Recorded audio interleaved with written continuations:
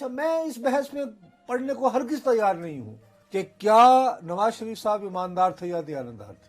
The thing is کہ یار تم لوگوں نے جو پروسیس اپنایا ان کو بدیانت ثابت کرنے کی، اور اتنی جلدی تھی، اور کون سا یار لفظ استعمال کر رہے ہو اور مقابلہ کر رہے ہو، سیسیلین مافیا ٹائپ لفظ، اور سیسیلین مافیا اور فلانے اور فلانے اور فلانے.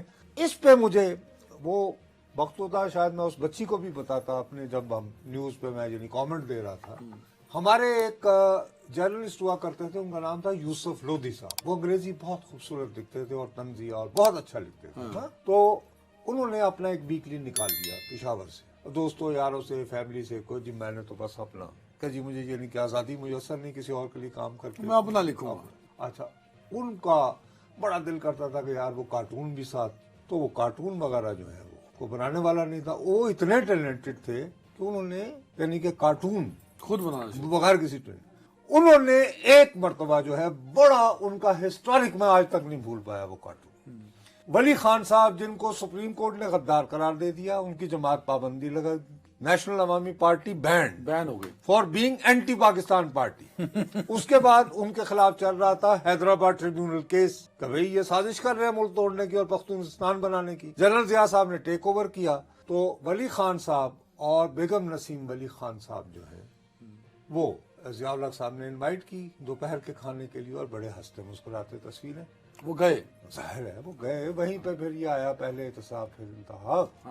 ٹھیک ہے. ہاں. تو یوسف لودھی صاحب نے کارٹون بنایا صرف ولی خان، یعنی کہ ولی خان کے یوں ادھر یعنی پس منظر میں ہیں، اور ضیاء الحق صاحب جو ہیں وہ کہتے ہیں کہ ولی خان از ڈکلیئرڈ پیٹریاٹ، یعنی کہ ولی خان کو حب الوطنی کا سرٹیفکیٹ دے دیا. آج سے محب وطن ٹھہرایا جاتا ہے انٹل فردر آرڈر، نہیں until my next order. Until my next, ٹھیک ہے. کیونکہ ضیاء الحق کے ساتھ ایک لطیفہ یہ بھی منشور تھا نا، CMLA chief martial law administrator, اس کا یوسف لودھی صاحب نے کہا تھا کینسل مائی لاسٹ آرڈر، کیونکہ وہ اپنے یو ٹرن بنے دیا کرتے. اچھا وہ بھی یو ٹرن لیتے. تو انہوں نے کہا کہ بھئی انٹل مائی نیکسٹ آرڈر. تو بھیا اب یہ ہے کہ اگلی خبر آنے تک، اگلی حکومت آنے تک، اگلی رجیم چینج ہونے تک نواز شریف صاحب جو ہے وہ پاک صاف ہیں. اور تو وزیر اعظم تو بن گئے نا سر. اب کیسے او ہوڑتے پاس کر دو نا سر، یہی آپ بار بار کہتے تھے نا عدنان. ابھی تو ایون فیلڈ ہے، ابھی العزیزی ہے، العزیزی ابھی لگ جائے گا. میری سوئی ابھی تک اس بات پر اٹکی ہوئی ہے کہ اس فیصلے کا کیا ہوگا جو سپریم کورٹ نے کر رکھا ہے. کون سا؟ تا حیات نااہلی والا امینڈمنٹ ہو گئی الیکشن ایکٹ والی، جس میں 62(1) ایکٹ میں کہڑا تازیرات ہندوستان دا کہہ رہے ہیں. میرا خیال ہے part of constitution of Pakistan نا سر. اگر آپ علمی انداز میں کسی نے کھپ ڈالنی ہو یہ وہ، دیکھو میں تمہیں دیانتداری سے کہہ رہا ہوں، میں ذاتی طور پر، پھر تم یہی کہو گے، تم مجھے بعد میں الزام لگاؤ کہ جی آپ کی زبان کالی ہے اور آپ یہ وہ ادھر ادھر. میں اگر نواز شریف صاحب کی جگہ ہوں تو میں مطمئن نہیں ہوں گا کچھ بھی نہیں. آج کا فیصلہ بڑا فیصلہ نہیں ہے ان کے سیاسی کریئر کے لیے. یہ والا فیصلہ تو خیر قطعی طور پر نہیں ہے، کیونکہ اس میں دیکھو مریم بی بی اور کیپٹن صفدر کو کوئی ایکیوز ٹھہرایا گیا تھا نا. تو یہ بات یاد رکھو. ابھی تو آپ برا بھلا کہہ رہے ہیں نا موجودہ نیب کو اور موجودہ انتظامات کو. مریم نواز صاحبہ اور کیپٹن صفدر صاحب کو اسی مقدمے میں بطور شریک ملزم بری کیا گیا تھا جب چیئرمین تحریک انصاف وزیر اعظم تھے، سر تا پا والے چیئرمین نیب تھے، اور عدالت بھی یہی تھی.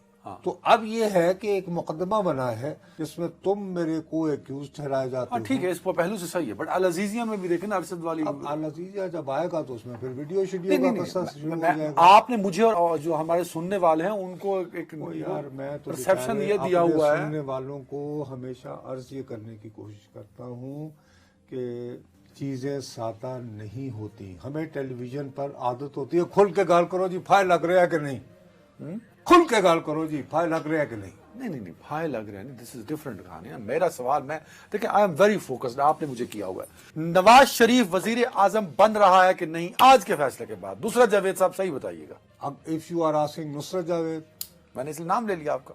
میں ابھی بھی شک شبے کے میرے یہ آپ میں ہوں نا. اپنی صحافت بغیر شکوک و شبہات کے نہیں کر سکتے. میرا خیال ہے کہ اس بندے کو صحافت چھوڑ دینی چاہیے جو عقل کل بن کے تو باتیں کرتا. نہیں ایسی اس صحافت کو میں کوئی حق نہیں پہنچتا کہ اپنے آپ کو وہ صحافی ہی نہیں جو شکوک کا محور نہ ہو. بھائی شخص ہی تو آپ کا تجسس ہوتا ہے جو آپ کو پھر خبر جاسوسی نہیں کرنی, صحافت کرنی. دس از رپورٹنگ. جو not intelligence operator. Intelligence operator اور صحافی میں کوئی فرق نہیں ہے. نہیں فرق ہے, کوئی زمین اتنا سا بھی فرق نہیں ہے. صرف ایک فرق ہے کہ جاسوس انٹیلیجنس بیورو کا اگر جاسوس ہوگا وہ جو تمہارے بارے میں رپورٹ نکالے گا نا وہ اپنے سینئر کو دے گا اور وہ فائل میں دب جائے گی اور اس کو بوقت ضرورت جو ہے نکالا جائے. میں بدقسمت کا مارا جب میں کوئی خبر ڈھونڈوں گا تو میں اس کو صبح اپنے اخبار میں یا چھپاؤں گا, کالم میں لکھوں گا یا یہاں بیان کروں گا اور اس کی وجہ سے جب وہ پبلک ہو جائے گی تو جس کو نقصان پہنچاؤں گا وہ کہے گا تینوں تو میں نہیں چھڑتا. تو اس لیے ہم تو زیادہ بد نصیب ہیں. اب اس ایکٹ کی ترمیم, لیکن ہم دونوں کو, میں ہوں یا جاسوس ہو, ہتھ کنڈے ایک ہی اختیار کر لیں. صحافی بھی ایک جاسوس ہی ہوتا ہے آپ کے خیال؟ ہاں جی, میرے خیال میں نہیں ہوتا. اور میں شکوک و شبہات کی صحافت کو صحافت نہیں کہتا. اب آپ کا اپنا پوائنٹ آف ویو, میرا اپنا. اچھا مطلب مثال کے طور سر عدنان حیدر کہے گا کہ یہ ایک چائے کا کپ ہے اور سفید ہے. عدنان حیدر یہ نہیں کہہ سکتا کہ یہ نصرت جاوید یہ کہے گا کہ میں ادھر آیا ہوں, یہ مجھے اس شخص نے یہ کپ میں یہ کاوا جو ہے یہ چائے کیوں پلائی ہے. یا تو میں کر رہا ہوں جی ظاہر ہے میں شو کر رہا ہوں, میرا چینل میرا خیال کرے گا وغیرہ وغیرہ وغیرہ. لیکن ادروائز میرا تو ماتھا ٹھنکے گا یار اس بندے سے مجھے لینا دینا کیوں نہیں. چلو یہ کسی دن ڈیبیٹ کر لیں گے, لیکن ایک چیز کلیئر کر دیں, آپ نواز شریف کی وزارت عظمیٰ کی راہ میں جو حائل قانونی رکاوٹ ہے, میرا خیال ہے میں سب سے بنیادی رکاوٹ صرف ایک دیکھ رہا ہوں, اور وہ ہے کہ مجھے ابھی تک میری موٹی عقل کو یہ بات سمجھ میں نہیں آئی ہے کہ سپریم کورٹ نے ان کی جو تاحیات نااہلی کر رکھی ہے, میری دانست میں الیکشن ایکٹ میں جو ترمیم ہے وہ اس کا افاقہ نہیں. اس میں دیکھیں دو فرق ہے نا. وہ کہہ رہے ہیں 62(1) والی جو کہانی تھی وہ 5 سال کے لیے ڈیفائنڈ کر دی سزا, تب ڈیفائنڈ نہیں تھی. بابو میں آپ سے پھر وہی عرض کرتا ہوں نا کہ اب سپریم کورٹ کیا اس بات کو تسلیم کرے گی یا نہیں کہ ماضی سے اطلاق, تو انٹرپریٹیشن کے لیے چلے جائیں گے. ہاں تو اس میں وقت لگے گا نا. یہ تو نہیں نا کہ جلدی بس چلو جی. حضرت نیب ملک اور قوم کا لاکھوں کروڑوں روپیہ ضائع ہو جاتا ہے. بند ہو جانا چاہیے ادارہ. یہ بنا میری آنکھوں کے سامنے ہے. یار وہ میرے دوست نہیں پہلے بھی ہوتا تھا نا وہ احتساب والے رحم. ارے وہ تو وہ یعنی کہ اچھا اس کی ایکسٹینشن نہیں تھا. یہ ایک الگ جب جنرل مشرف صاحب نے ٹیک اوور کیا تو انہوں نے کہا کہ بھئی کوئی وہ پہلے یہی ہوتا نا, صفائی کرنی ہوتی ہے, پہلے احتساب پھر انتہا ہوتا ہے.